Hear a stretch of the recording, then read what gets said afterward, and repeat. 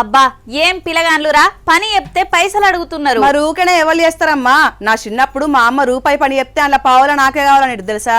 అవ్వా, అమ్మ చెప్పిన పని చేస్తుంది కూడా లంచమా? మరి ఊకనే చేస్తే మన విలువేం తెలుస్తుంది? వామ్మో, నువ్వు యాంకర్ అయినావు కాబట్టి సరిపోయింది. ఏ సర్కార్ కొలువ కొట్టుంటే పైస లేకుండా పనే చేయనన్నదానివేమో. ఇంకా నయ్యం, లంచగొండ ఆఫీసర్లు అందరూ నన్నే ఆదర్శంగా తీసుకున్నారు అనలేదు పాటు. ఏసీ బోలు గింత స్పీడ్ ఉంటేనే గిట్లుంటున్నారు, ఇక లేకుంటే పరిస్థితులు ఎట్లుండునో. ఇంకేముంది, పని కావాలంటే క్షవరమే.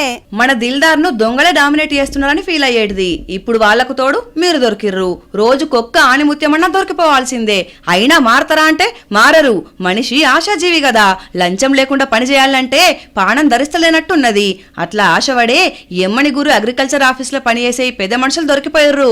ఎరువు దుకాణం నడిపే షావుకారి విత్తనాలు అమ్ముకుంటా సార్ లైసెన్స్ ఇయ్యూరి అని అంటే ఏం చెప్పాలి? నకిలీ విత్తనాలు అమ్మొద్దు, రైతుల్ని మోసం చేయొద్దు, రూల్స్ పాటించాలి అని చెప్పాలి గాని రూల్స్ పక్కకు పెట్టి మరి నువ్వు దుకాణం పెడితే మాకేంటి అని చెయ్యి చెప్పిర్రట.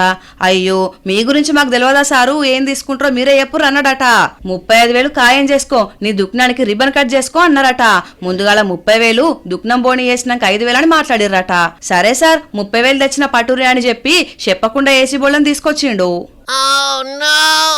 ఇక ఏలూరులో ఎస్ఐ అయితే వెరీ చీప్ గా లవర్స్ ను బెదిరించి మీకు పెళ్లి జరగాలంటే 70,000 లంచం అడిగిండట. కాకి డ్రెస్ కున్న పరువు మొత్తం తీసిండు పో. ఇటు వరంగల్లా తండ్రి మీదున్న భూమి కొడుకు మీద చేయమంటే ఆరే రాంబాబు 10,000 లంచం అడిగిండు.